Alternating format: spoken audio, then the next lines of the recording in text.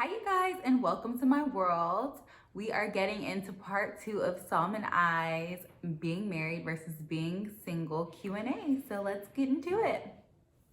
Okay, the next question is, where is it?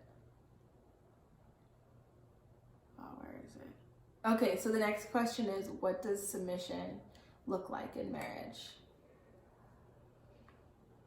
I feel like that's a pretty complex question, actually. Like coming from my standpoint, because I think ultimately we're submitted to each other. Like there's a mutual submission with each other. And I feel like he's submitted to me and I him, like I think that is definitely something developed over time and we've had to figure out, because I don't think that came naturally to us in marriage. But I feel like there's like submission in all different categories, like in like our visions, like submitting to one another's visions, submitting, and so for me, submitting to his vision, submitting to, say, the way he wants our household run, how we parent our kids, submission in sex. That's a whole nother topic. Yeah, I feel like there's a lot of that can be look different in all those different areas. I think submission is a mutual understanding that you guys kind of have preordained before you get married, of like your values and know what you're going to do and how the household is ran, and then trusting him to follow through with that, because he is ultimately the head of the household and he's going to lead. So I think that's what that would probably look like for me. Like you submitting to him. We have a discussion and pretty much we agree on X, Y, and Z, and I'm allowing you to take the lead on it and how it's going to be executed. Right. So we both like have things. I think it's I think you're right. You submit to each other. I feel like more than anything, it's a submission to each other. Yeah. Because I think in a marriage that really works well, you're submitted to each other, and I think that is something you learn. Like I think it's easy to. And it comes with trust. Like you have to trust. Yeah. You have to trust your person. You have to trust their vision. You have to trust the fact that they can take the lead. So it comes with a lot. It's not. I don't think that's an easy thing to do, and it's not most people's first nature. And I think ultimately it's submission to God. Like, yeah. And this is kind of this will kind of cover everything, I think, ultimately, because I think there's a lot of fear around submission in our culture. There's a lot of fear. It's like a control thing. Control to something if I'm submitting to him, then I'm, we have these terms like whipped, and I'm. You're less of a feminist. I'm less of a feminist, and if I submit to my husband, of a woman, or for him, he's less of a man if he's submitted to his wife, and he's not as masculine or whatever. I think submission is more of a derogatory term in our culture. Yeah, it is, and it's such an unhealthy way to think. Oh, he's whipped because she wasn't doing X, Y, and Z. So she's whipped because it's not. It's so unfair. It doesn't allow you to love and just be freely. Right. Yeah, my man said this, so I'm not doing it. Judge me. Right. Right. And it's not about being controlled by somebody, because that's a whole nother topic, and that's not healthy. It's ultimately your choice. Submission is a choice. You are choosing this because you want to. Not just because it's what your partner wants, it's because what you want as well. And also, like, I think ultimately, like I said, I think it's a submission to God. And the fear of being controlled by someone or being belittled by someone because I'm having to submit to them or whatever. Like, ultimately, I'm submitted to God through Gabe. You know what I mean? And I know God knows how to meet my needs. And this is something I've had to learn. Like, he can't meet my needs. Gabe can't meet my needs. He can't. God meets my needs. And I know that whatever God shows him to do for our family or even if Gabe is wrong and he's leading us wrong, like I've never felt like that, but even if he was, ultimately God knows how to take care of me. And I think there's fear around, if I let him lead, or if I let her lead, or if I submit to her, if I submit to him, in some way, shape, or form, my needs aren't going to get met. And I don't think that's the case. And if you do feel that way, then I think you're not ultimately submitted to God. You don't believe God knows how to take care of you, regardless of what your husband or wife does or doesn't do. Like, I know God knows how to take care of me, and he knows how to meet my needs, and he knows the desires of my heart deeper than my husband does. And when Gabe has I don't think this is kind of off topic of submission, but say Gabe didn't meet my needs in some way, or I wished he did something a different way, or whatever the case is, and I take that to God, and my mom actually taught me this. She's like, you better go to God and say, God, you deal with him. Deal with him, God. These are the things I desire. I want him to do this, this, and that. I desire that in a man, and either you put that in his heart to do that for me, or you fulfill that need in me. You know what I mean? And so I think that I have no problem now, especially submitting to him and submitting to what his desires are, both in the household, in our relationship, in the bedroom, in whatever any area of our marriage. Like, I don't feel like I'm missing out on something because I'm submitting ultimately to God through him. And I don't know if that makes sense. Does that make sense? Yeah, it makes sense. Okay. So, to wrap that up, submission to your spouse looks like submission to God. I think that's the simplest way to put it. And yeah, hopefully that makes sense. Okay, next question. Do you think pregnancy is a good reason to get married? No, absolutely not. Heck no. Do not. That is crazy. No. I think a lot of people get married for the sake of the child, but if you're unhappy and in a marriage where you don't want to be and you're hate just it, showcasing dysfunction. Why would you put your child through that? Yeah. When you could go find the person that you really want to be with and give them a stable household, Yeah, give them a stable household and just have a healthy co-parenting relationship. I think healthy co-parenting relationships are so important. I agree. So I just think that's what you guys should be focused on, how to get along and getting to know each other, especially if you don't really know each other. I think that's crazy. If you really don't know this person and you're just going to get married because you had no. Or even staying together for the kids. Like, your marriage should never be about any other human beings. Than you two. Because when your kids leave and move out, you're going to be together for many, many, many, many, many years after. And then you're going to feel like you've tricked off your good years with this person that you so didn't even want to be with. Your focus should be, even like now with kids, like, we have to really remain focused. Like, we have to work on our marriage outside of the kids, because I think that's important. Because kids, it's easy to get wrapped up in us doing this project together, which are children. Right. And then when they're gone, it's just like, do I even know you? Right. Okay, so the next question is, do you think people see divorced singles differently than singles who have been married? I think there is I don't know what people think. I think people do have a different stigma to being single and divorced than being single and single.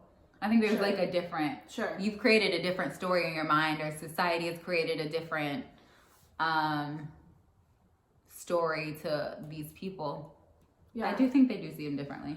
I think for sure. Do I personally see them differently? Yes, because one's had the experience of being in a marriage and one hasn't. So I do see them differently. Like, if I was dating a guy and he won versus being married. Or even just as a long-term relationship that ended, like, I think that could, I don't think necessarily society, though, would see it different. But I think that's something to consider. Society is gonna see different.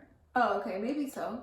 I was gonna say I would see them different. Like, if you've had a long-term relationship versus someone who's never been in a relationship before, there's gonna be some very difference in experience. Not to say that you can't do it and it can't work. Yeah. Because absolutely it can.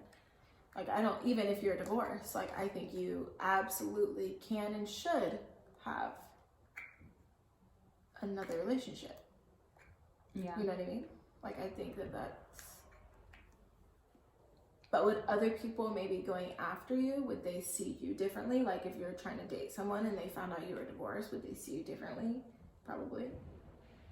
The next question is, do you think divorce is sinful or shameful? No. No.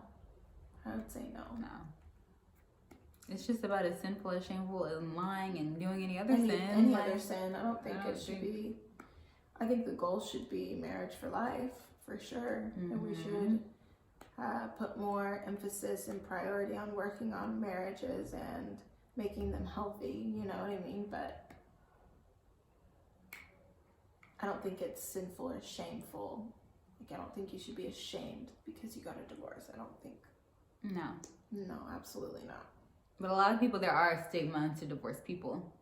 Right, like they're less holy. Like or if you notice something, I don't know. Meghan Markle, she's a divorcee. They kept throwing that in there every time. Oh, right. So she figured out it didn't work. She decided to be happy. She chose Right. herself, and you should. Right. I agree. So no, I don't think it's whatever. No, I agree. And then divorce is hard. Like Nobody watching wants to do divorces, that. it's hard. Like nobody wants to put themselves through that. Nobody wants to just Mm-mm. like it's so much on you mentally, physically, emotionally, like that, Yeah. financially. Yeah. There's Yeah, there's it's a hard. lot of, it's very multifaceted, and it affects so many areas of your life, all areas of your life. You know, nobody wants to be in that position. Nobody prepares to be in that position. You Yeah. know? So, yeah. I'd say no. Don't be feeling shameful or sinful. So, married of almost 8 years, what do you think the recipe is to a successful marriage? Do you want to go first to this answer or to this Sure. question? Okay. Communication, Yeah. intimacy, alignment, putting God at the center of everything, and just to never stop dating. Mm. It needs to be a lifelong, constant chase of each other and getting to know each other and wanting the best for each other and helping each other get there. Yeah. So I think those are I agree with all of those actually. okay. I would throw in there honesty. I think honesty is a really big one. Like truly being able to be fully honest with your significant other about everything in your life, and I think that's a big one. Like, so I would throw that in there, honesty. And I think that ties into communication, like, you know, communicating fully where you're at and where you've been, where you're at, and where you're going, you know, and really communicating those things clearly. And God, I think other than that, I agree with all of everything. We pretty much have most of the same ones. Yeah. Yeah, and I think ultimately also, I realized during this I say ultimately a lot. I've never noticed that until we started doing this video. But also just like laying your life down for one another. Like when I think about our marriage and what has caused us to feel grow. like we're going back to submission. Sure. Yeah. Submitting one to the other. Yeah.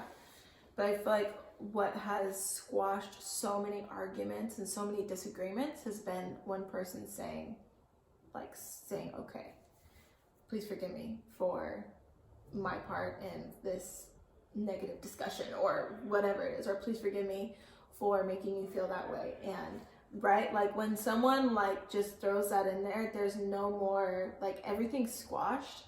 And even if like he disagrees with me, if I say, if I submit to what he's saying, and I say, or him to me, because he's done it too, and saying, you know what, you're right, I'm sorry for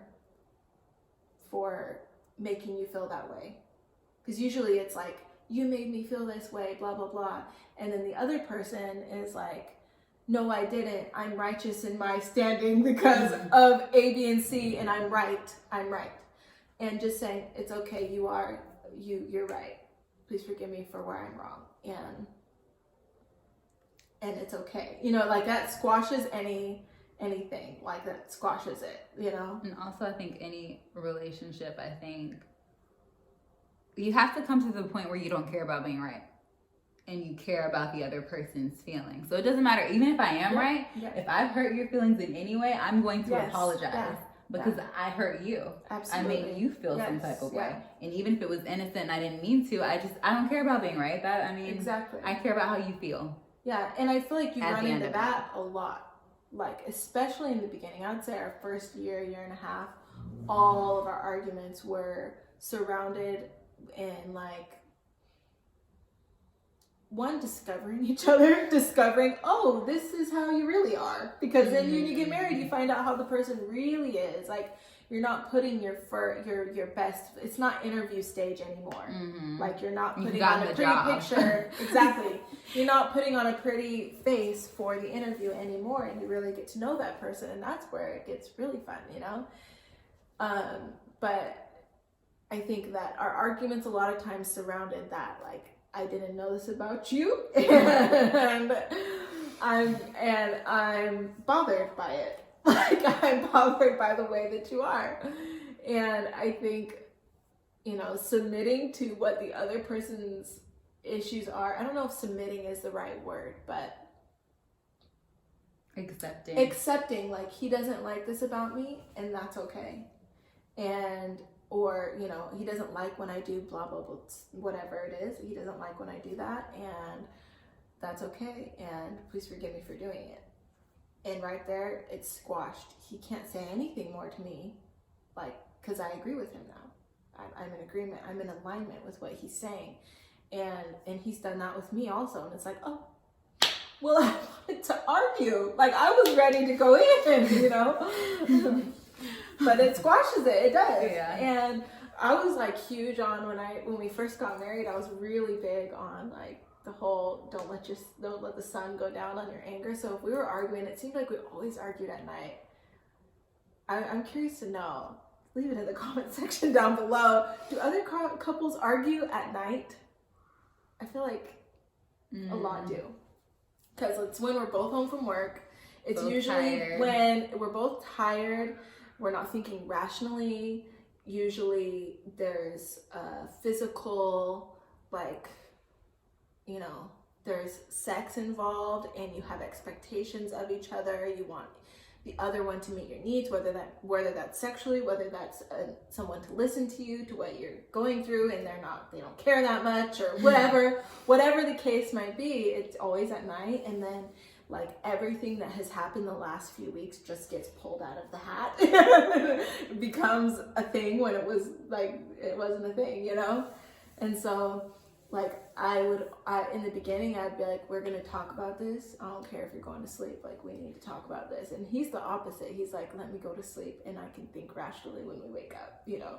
That's always, and I had to learn like, go to sleep song.